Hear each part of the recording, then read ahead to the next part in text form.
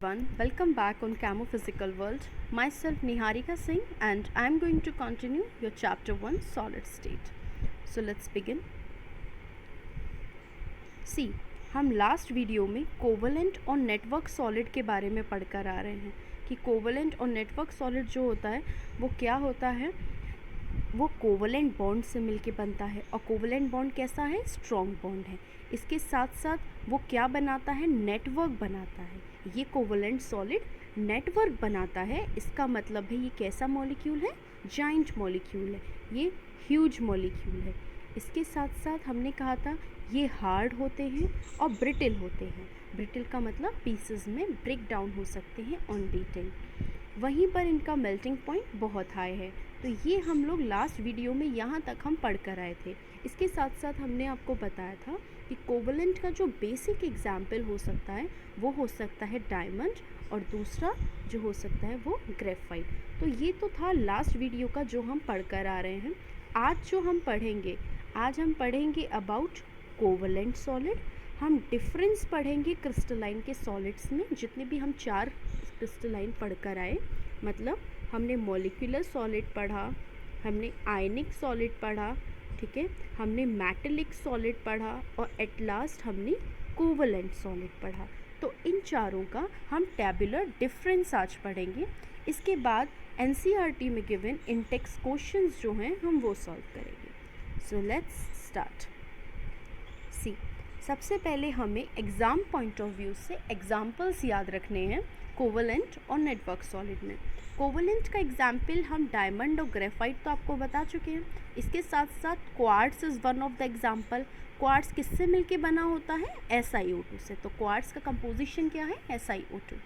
वहीं पर दूसरा एग्जाम्पल हुआ इसका AlN, ये है एल्यूमिनियम नाइट्राइड। अब देखिए, एल्यूमिनियम के ऊपर चार्ज होता है +3, नाइट्रोजन के ऊपर चार्ज होता है -3। दोनों का चार्जेस आपस में कट जाता है और क्या बन जाता है, AlN। तो ये हो गया एल्यूमिनियम नाइट्राइड। तो थर्ड हुआ एल्यूमिनियम नाइट्राइड।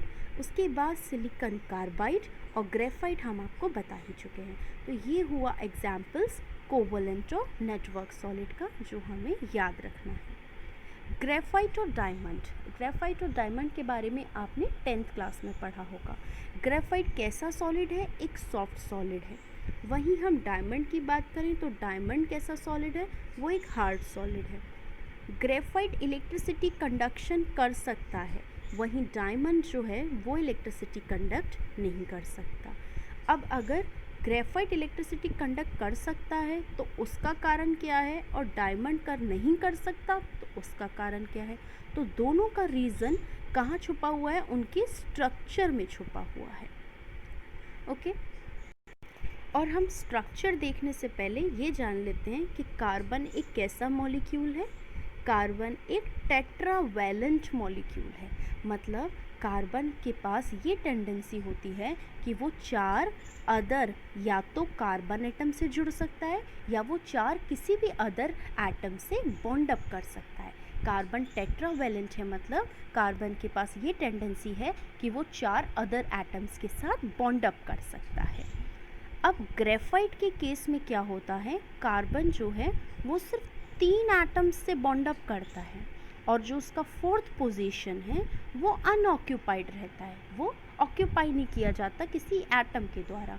तो वो पोजीशन फिर कौन ले लेता है, वो पोजीशन फ्री इलेक्ट्रॉन ले लेता है। तो that position has been taken by a free electron, जैसा कि ये इस डायग्राम में दिख रहा होगा। तो ये ग्रेफाइट का एक जनरल यूनिट डायग्राम हमने उठा लिया है कि ग्रेफाइट में क्या होता है, 3 कार्बन एटम से जुड़ा होता है और जो चौथा पोजीशन होता है वहाँ पर एक फ्री इलेक्ट्रॉन होता है।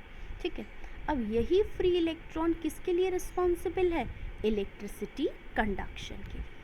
यही फ्री इलेक्ट्रॉन के कारण क्या हो रहा है, इलेक्ट्रिसिटी कंडक्ट हो रही है।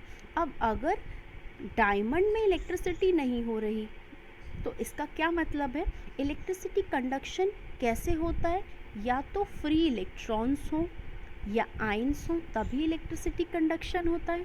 अब डायमंड में क्या है, जो कार्बन एटम है वो 4 अदर कार्बन एटम से जुड़ा हुआ है। ठीक है।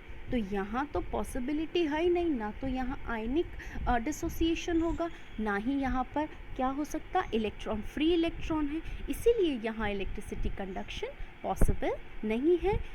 So this was the reason for diamond. अब एक चीज़ ध्यान रखनी है कि ग्रेफाइट में इलेक्ट्रिसिटी कैसे कंडक्ट हो रही है। तो जब हम ग्रेफाइट को बैटरी से कनेक्ट करते हैं तो ये जो फ्री इलेक्ट्रॉन्स हैं ये क्या करने लगते हैं, ये मूव करने लगते हैं एक लेयर से लेकर दूसरी लेयर तक। कैसे, देखिए ये ग्रेफाइट का स्ट्रक्चर है।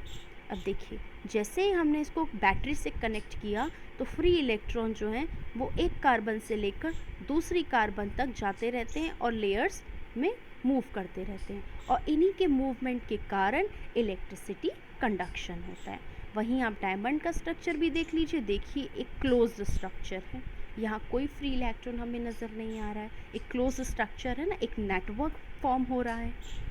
तो ये कारण रहा इसका इलेक्ट्रिसिटी कंडक्शन का। इसके साथ साथ अब यहाँ जो डिफरेंट लेयर्स अभी हमने आपको ग्रेफाइट में दिखाई, ये लेयर एक दूसरे के ऊपर स्लाइड ओवर करती रहती है, और इनके एक दूसरे के ऊपर स्लाइड ओवर करने के कारण ग्रेफाइट एक कैसा मॉलिक्यूल है, वो एक सॉफ्ट मॉलिक्यूल है और एक सॉफ्ट लुब्रिकेंट है। अब देखिए, now let's move to the classification of different types of solid. अब देखिए टेबुलर डिफरेंस है ये। सबसे पहले हमने पढ़ा था मॉलिक्यूलर सॉलिड के बारे में। तो मॉलिक्यूलर सॉलिड कितने तरह का है, 3 तरह के थे। अब हमने आपको बताया था कि मॉलिक्यूलर वर्ड कहाँ से आ रहा है, मॉलिक्यूल्स से। तो इसका मतलब वो सॉलिड जहाँ पर मॉलिक्यूल्स क्या हैं, कॉन्स्टिट्यूएंट पार्टिकल्स। तो यानी मॉलिक्यूलर सॉलिड में कॉन्स्टिट्यूएंट पार्टिकल्स क्या हुए, मॉलिक्यूल्स। और मॉलिक्यूलर सॉलिड कितने तरह का है, 3 तरह का, नॉन पोलर, पोलर और हाइड्रोजन बॉन्डेड। जहाँ पर नॉन पोलर, जहाँ पर इलेक्ट्रोनेगेटिविटी डिफरेंस नहीं था, कैसी फोर्सेस पाई जा रही थी, डिस्पर्जन और लंडन फोर्सेस।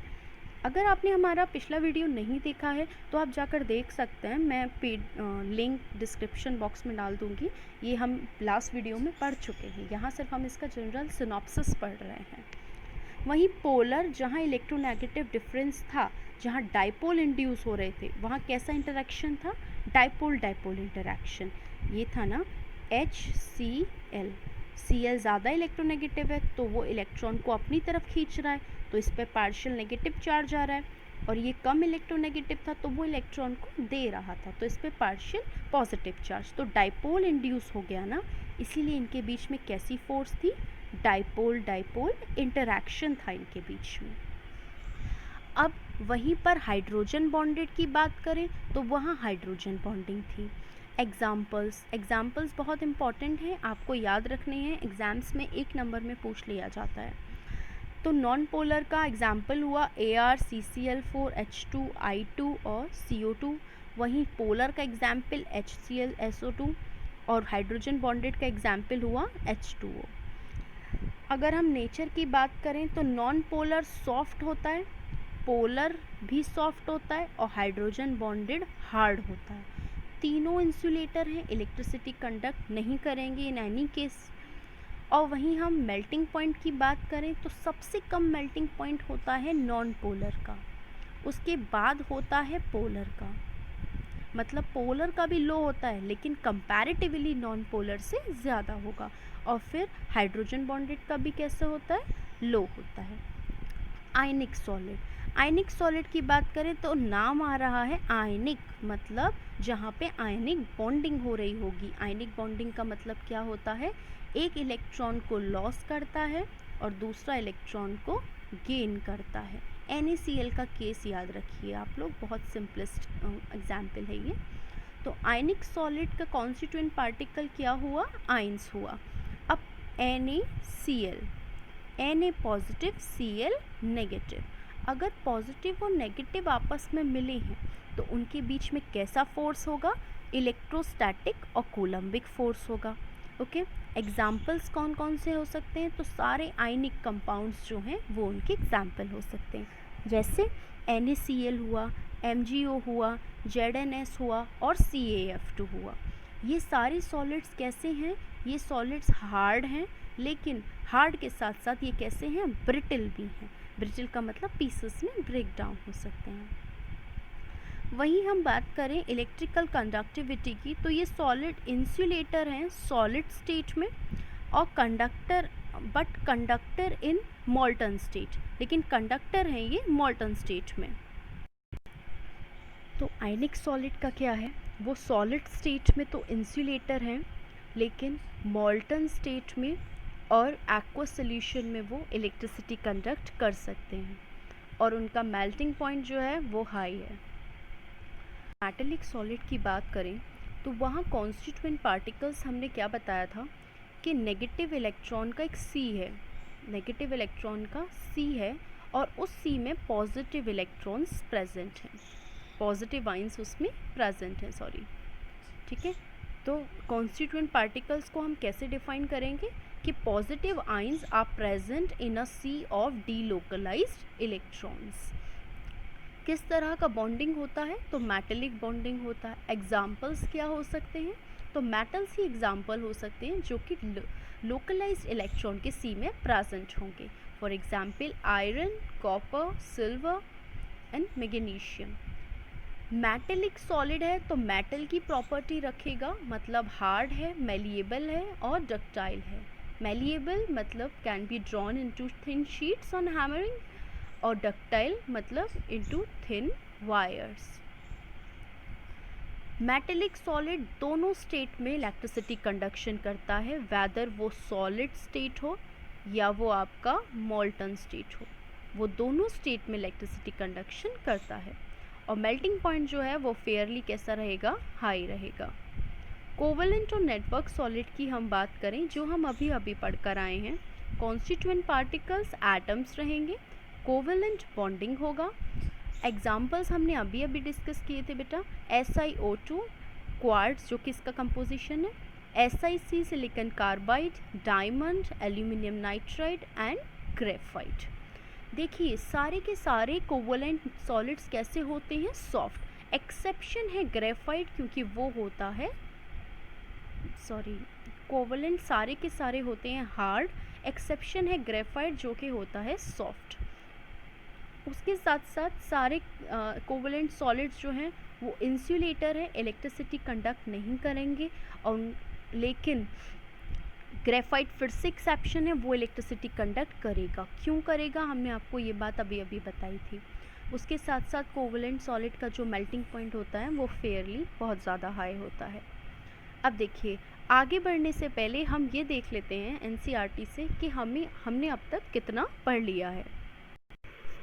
देखिए हम लोग क्रिस्टलाइन और अमरफस सॉलिड के बारे में पढ़ लिए हैं NCERT से। इसके बाद हम ये इंडेक्स क्वेश्चंस भी सॉल्व कर चुके हैं NCERT के। हमने क्लासिफिकेशन भी पढ़ लिया, लास्ट वीडियो में पढ़ा है। मॉलिक्यूलर सॉलिड पढ़ लिया, आयनिक सॉलिड पढ़ लिया, मेटेलिक सॉलिड पढ़ लिया, कोवेलेंट और नेटवर्क सॉलिड पढ़ लिया। आज हमने डायमंड और ग्रेफाइट के बारे में भी पढ़ लिया।